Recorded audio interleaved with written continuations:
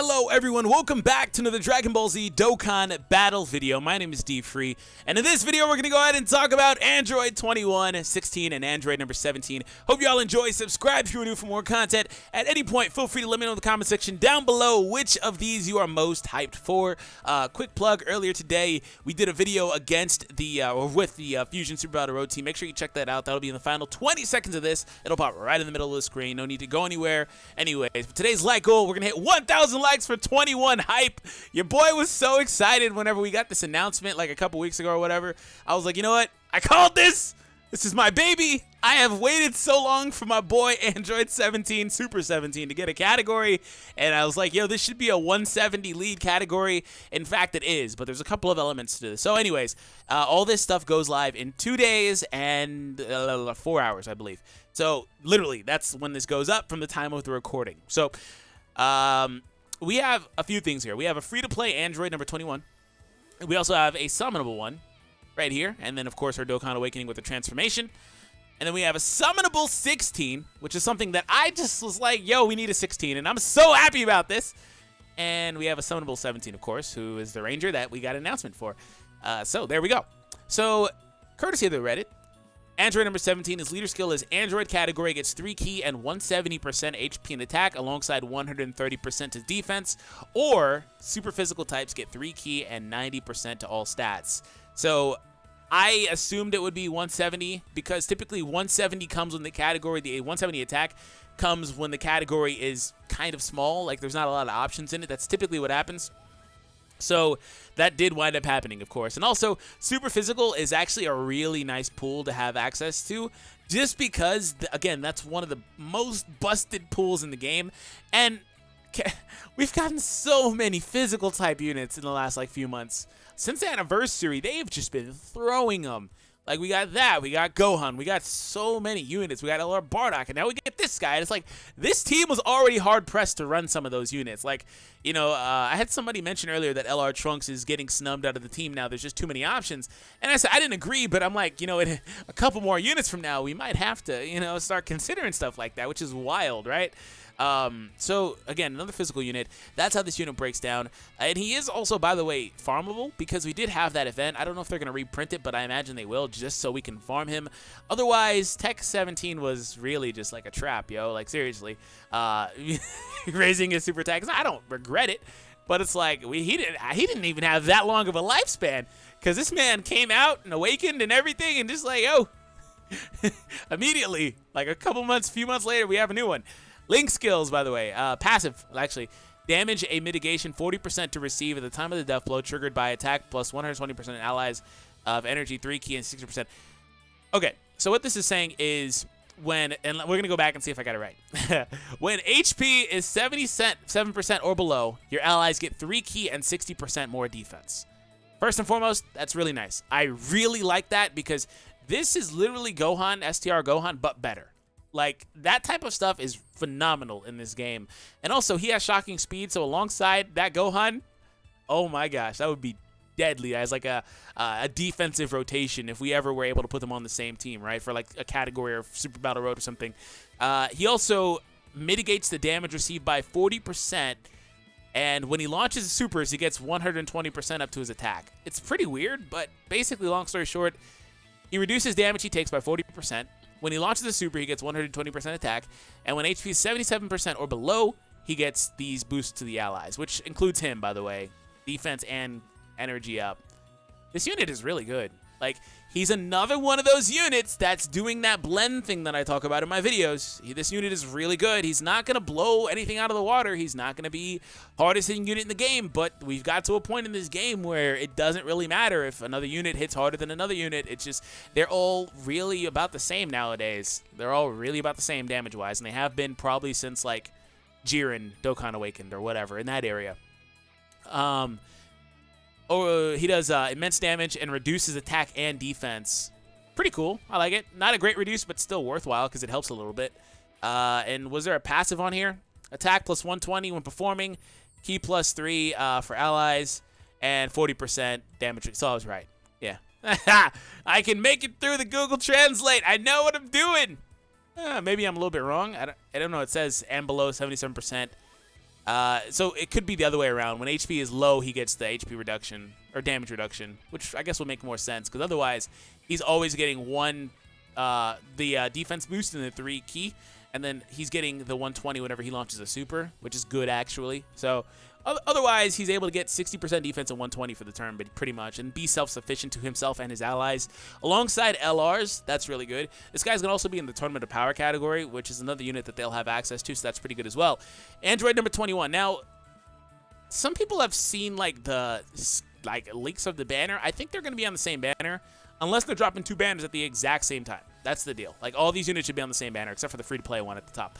So Android 21, again, she Dokkan Awakens and has a transformation. She's the Android leader as well, but she only has 150. So she's basically Kefla or Super Saiyan 4 Gogeta, while the Android 17 is the LR Gogeta or LR Vegito leader skill variant. Like, it's the same leader skill. Whichever you get, be happy with. It really doesn't matter between these two in particular as far as leader skill is concerned. Like, one is better than the other, sure, but this one is more balanced because you also get the defense up a little bit more versus this one being literally, you know, jaded towards defense a little bit. So, anyways, pre-transformed, her super attack is Photon Wave, deals immense damage and heals 10% of HP. She's an extreme STR type, by the way, so that's pretty awesome, actually. I'm excited about getting another STR unit. Like, that team needed it.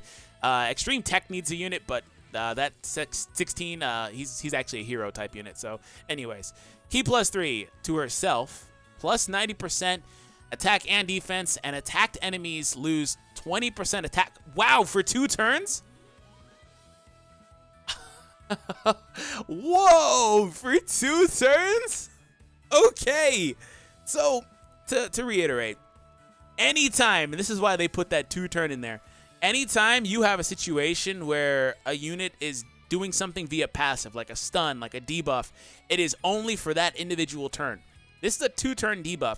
The only issue with that is that she has to hit them. So if she's getting attacked first before she launches her attack in the first slot, for example, then yeah, she's going to take the full force of that, but otherwise she would reduce their attack and take less damage. And I've always been more of the fan of like the Omega Shenron type, where it's like he immediately at the start of the turn does it, no need to launching attack. But again, that's only for 1 turn. So what this does is on the turn she's not there, if she's on rotation, she's able to keep basically a permanent debuff going.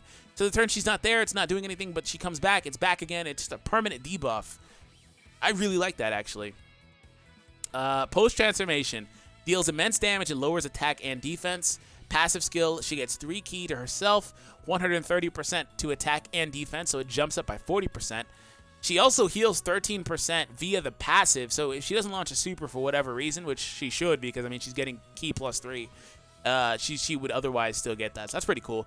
And the reason why this is actually kind of a little bit better, I mean, worse, is that if she gets an additional attack, she's not getting the double, basically 20% total. She can't do that with this because this is a passive thing now, which I guess doesn't really matter. Nullifies the enemy's guard when you activate super attack. So this is a mechanic. That last part is a mechanic that the Ultra Instinct Goku has and a few other units have. I think there's like a hit in the game. Maybe a few other units have it. So don't get confused. What this does is it says your opponent, when you hit them with the super attack, they are not able to guard. And that is for all of your units on the rotation. So if you have a AGL opponent and she hits, and you're choosing full STR team, right? Naturally, the AGL opponent would take reduced damage because you have type disadvantage. She removes that. They cannot take reduced damage. They take neutral damage. They take normal damage, unless it's a crit, right? They take increased damage. And then your other STR units, like LR Broly or Janemba STR, whatever, would also do neutral damage for the rest of that turn. So she's really good, actually. That's a very specific situation. It's not going to happen a whole lot, I would imagine. But again, on things like Super Battle Road, that could be pretty wild, actually. Like, that's actually really cool because in a situation like Super Battle Road, if they were to produce an Android category version of it, she would be able to apply that, and then maybe other units on the team could utilize that a little bit better than she would, right? So it's different, but I like it. Anyways, the free-to-play one, 2 key and 50% for the androids, heal 7% HP. Android category allies get 2 key and 30. Wow, she's really good. That is a really good unit. But wait, do they have the same name? Wait. Transformation good, Android 21? No, they don't have the same name. So wait, she's actually not farmable. Never mind. Okay, so this is a good and a bad thing, because it's not the same one. You can tell by the eyes. Of course, if you guys played the game, I'm not going to get into the game talk, but also they do have the logo on here, which is interesting to me because they didn't do that for any other game crossovers, but I digress.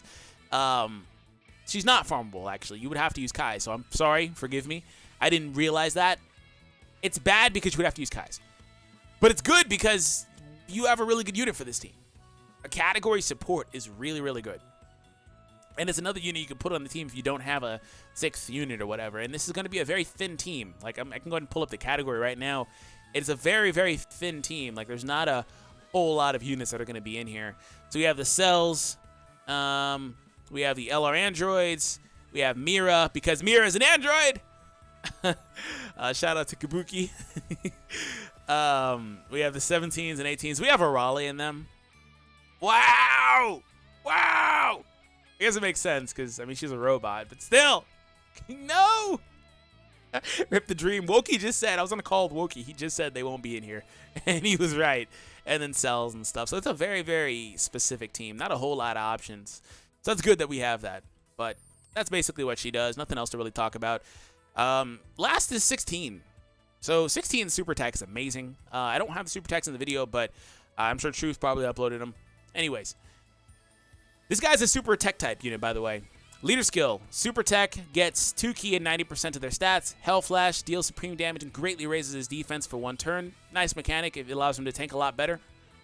For himself, he gets 80% attack and defense plus 30% per android category ally on the team. And a high chance to guard all attacks. Wow. This guy is a really good tank. He is a really good tank. And unfortunately, he's gonna fall into that situation. This is where it kind of gets bittersweet for him. He's a really good tank in literally almost all of the content of the game. He's gonna fall into that situation where Battlefield, you know, later stages of Extreme Z Awaken events, to a lesser extent, but more so to a more so extent. If that's not the right terminology, but to a bigger extent on things like Super Battle Road. I don't want to base everything off of that.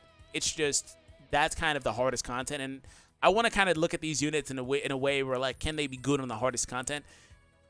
Being able to block all colors, he's going to need to basically be hiding in a lot of scenarios, unless he's Rainbow Star or has some really good support allies with him. He's going to need to be hiding behind an item. Just because even if he's able to activate his Janemba passive, which is the second half that allows him to guard against all attacks. So yes, int types, they wouldn't do increased damage against him. The same thing I was talking about with Android 21, just the opposite. You know, he'd be able to tank int type attacks, intelligence type attacks. Even if he's able to pop that, he'd still probably take a lot of damage, even on a full Android team. But again, with support on rotation, I mean, this guy's probably getting upwards of 200k defense. 200% defense, excuse me, which probably will still amount to over 200k. Like, it's really not that hard to get that much defense anymore. So yeah, we'll see what happens, especially under the Android 21 leader, where you have a little bit more defense for you. But I like him. I like him a lot. I think he's very consistent. I think he fits that mold perfectly. Last little bit is to see if these units have Fierce Battle. He does have Fierce Battle, Revival, Toughness Warrior, Mechanical System. No key links. No key links at all, but it's fine. He has Revival, but no key links otherwise. What about you? Do you have Shocking Speed? Battlefield Diva, Fear and Despair, Fierce Battle, Big Bad Bosses, Android, Makeover Type, and Brainiacs. So no Shocking Speed, but she does have Fear and Despair, which is good enough for Extreme STR. It's good enough. You see several units that would be on that team right here anyway. Janemba doesn't have it. Oh, he does actually right here. Never mind. I didn't even see him up here. Where's he at? Oh, there he is. He's like way at the top. Never mind. Like, that's perfect. Never mind. She doesn't need Shocking Speed. She's good. She's really good on that team. And, of course, the Android team. So I'll be doing a team build guide. Hope you all enjoy. Subscribe if you're new, and I will catch you in the next Dragon Ball Z Dokkan Battle video.